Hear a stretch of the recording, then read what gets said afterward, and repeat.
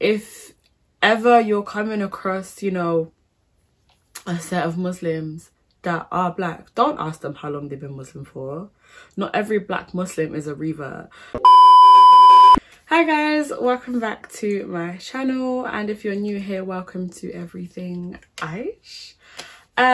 So yeah, it's been a minute, but you know, we're back, brand new segment. So everything life with Everything Aish. I'm excited to bring this to you guys. First of all, coronavirus, guys, I hope that everyone is keeping safe and practicing, you know, the precautions. Obviously the NHS staff are doing their best at fighting it, but obviously we have to do our part and practice social distancing. So I hope that everyone is doing that and just being safe. So guys, everything life with Everything Aish. First of all, welcome to episode 1, and today we're gonna kick this off with being black and Muslim. So grab your tea, get comfortable, and let's have this conversation. Stevie BB. Now rocking with the best. Boy, don't you leave me on red. I'ma tell you one last time, stop playing with me. You know bad bitch don't come for free. You now rocking with the best. Boy, don't you leave me on red. I'ma tell you one last time, stop playing with me, and let's go. Let's go. So being black and Muslim, obviously in terms of religion doesn't really have a race. And I believe that with even Christianity, there's no specific race that is Christian. With Islam, there's not supposed to be like any races that are Muslim. However, I think with my experiences anyway, that I tend to find sometimes, not that people don't believe I'm Muslim, but it's like when, you know, you tell someone and they're surprised. And not in the way that rah, you're Muslim, but it's like rah, there's black Muslims, like, if that makes sense. The way I carry myself day to day, I'd like to think, you know, I practice the correct Muslim values. You know, I do pray when it comes to the month of Ramadan, I do fast, so I do all the things I'm basically supposed to be doing. And where I went to uni for my first degree was predominantly Asian and predominantly Muslim Asian. So before I brought my car up to uni, so before I was driving, let's say I do like a big shop, I would taxi there back, Uber there back, etc. And as in, I kid you not, like this, and it happened more than once. So obviously I'd call a taxi, they'd ask for the name, I'd be like, okay, Aisha, come. I open a door, oh yeah, taxi for Aisha. And I had the taxi driver look at me. Okay, cool. Journey continues. Halfway through the journey, like, he's like, your name's Aisha? Yeah. Are you Muslim? Yeah. How long have you been Muslim for?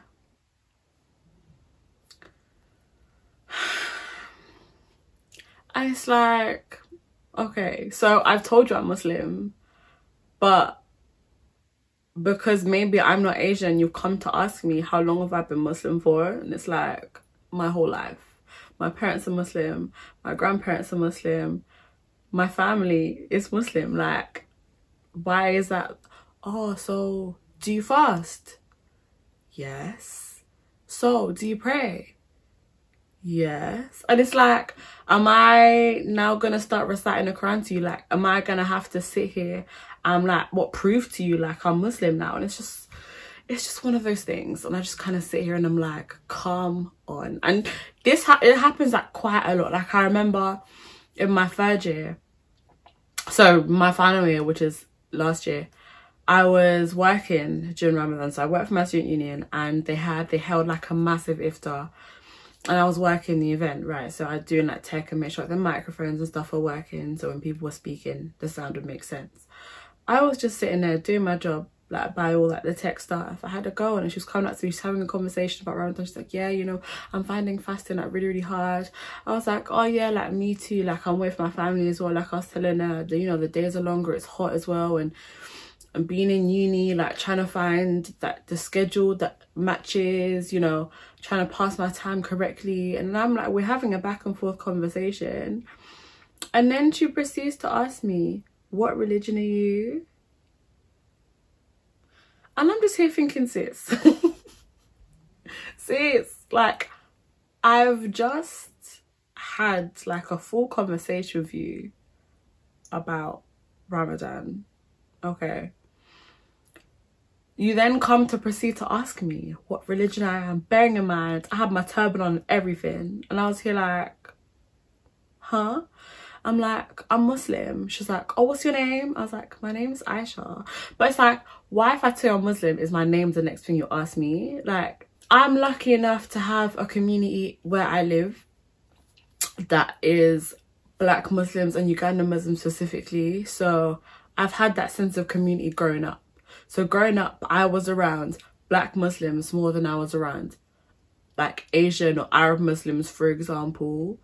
So I've always known that there's a lot of us around, be it, you know, be it if we're Ugandan, be it if you have like a Somali, Tanzanian, like Nigerian, like there are a lot of us that exist within, whether it's my city or within a country, like countrywide anyway.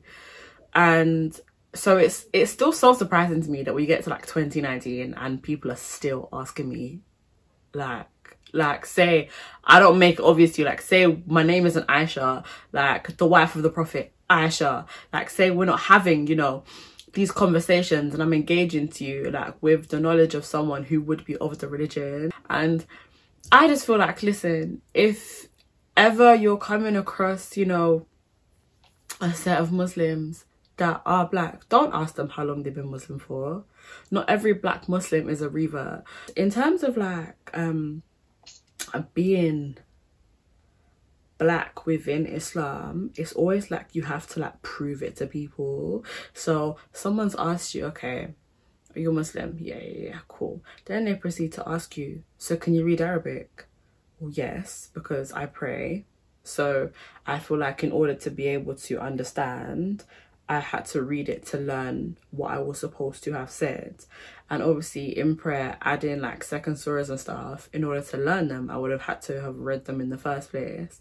And then you may even get people like, oh, like, so you swear, and then they start to test you, or they start to be like, read this part of the Quran then, or, and it's like, what, you read it? Like, why must I have to sit here and prove to you that I'm Muslim enough, like, for your approval? Like, I can't, like seriously, like, are we, like, and sometimes I sit here, yeah, when I have these conversations with people and I'm like, do you hear yourself? Like, I've told you I'm Muslim. Do you hear yourself asking me if I'm a revert? Are you a revert? Like, you could have been any other religion. Like, you could be Hindu. You could have been Sikh. Like you could have been Buddhist, like, for example, and then you could have reverted to Islam. Why must it be me that had to be a different religion and be reverted to Islam because I'm Black? Like, Islamically, like, you know, there's a lot of women that do wear the hijab, and I'm not one of those women. And I feel like that's a journey that I'm still battling with, and that's like it's a very personal thing, and I feel like a lot of people don't understand that. And so a lot of questions, if you're Muslim, why don't you wear a headscarf?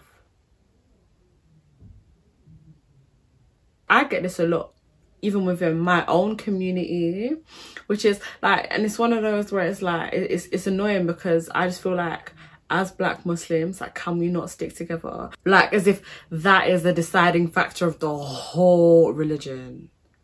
Like, do you know what I mean? Because for me, it comes from a place of like, I know girls who wear the headscarf that do things they're not supposed to be doing, but because they wear a headscarf, like, there's like, you deem them as better than me.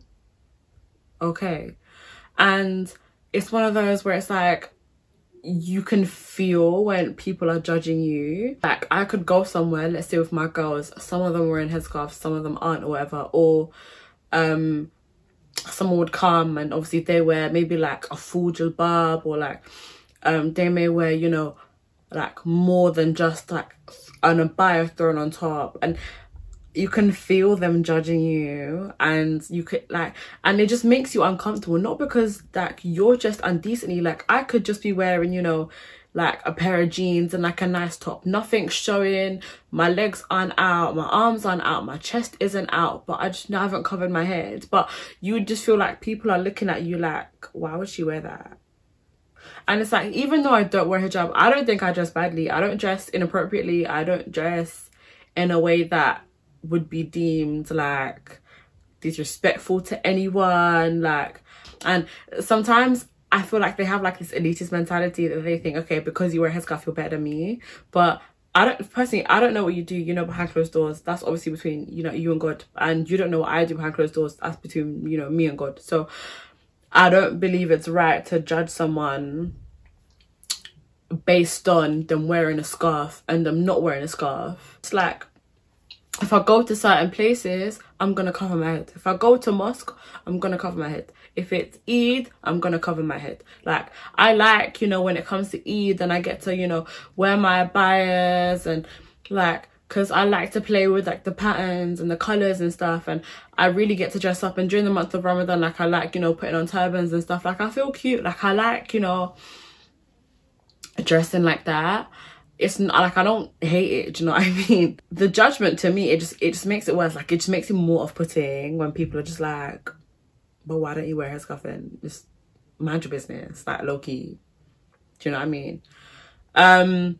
Yes, I feel like that's one of the only like downsides within the community itself, is that you have people in the community who would like look at you one way, like, rah, like, she does this or she does that, or else, like, I feel like some people who don't know me personally, and they'll see me from social media, they'll see me on Instagram, they'll see me on Twitter, they'll see me on Snapchat, they'll be looking at me like, okay, she does this, this, this, this, this. Oh, she can't be a good Muslim, or she does this, this, this, this, this, like, right, like, she shouldn't be doing that, or whatever. And it's like, wait a minute. Like, first of all, I don't behave badly, I don't misbehave. I'm one of those people that I know what I shouldn't be doing. I know the guidelines, I know the rules, like, and I'm well aware. Like, I don't, you know, venture out of things I shouldn't be doing. If I go out with my friends, I don't drink. Like, never have in my life, and never will. My friends know this. If my friends are going to the bar to get whatever, they'll get me a water, they'll get me a Red Bull, they'll get me an apple juice. Like, I'm one of those people that I don't do things to fit in with everyone else. I won't force myself to do something just to fit in with this particular thing. If it doesn't side with me, it doesn't side with me. So don't watch the grass that's growing in my garden. I assure you I'm looking after my garden very, very well. Just make sure that whatever's happening on your side, that you've planned in it, because judgment and backbiting and all those things is a straight no. Obviously, guys, please be sure to like, comment and subscribe, and be ready for, you know, new episodes of Everything Life with Everything Aish.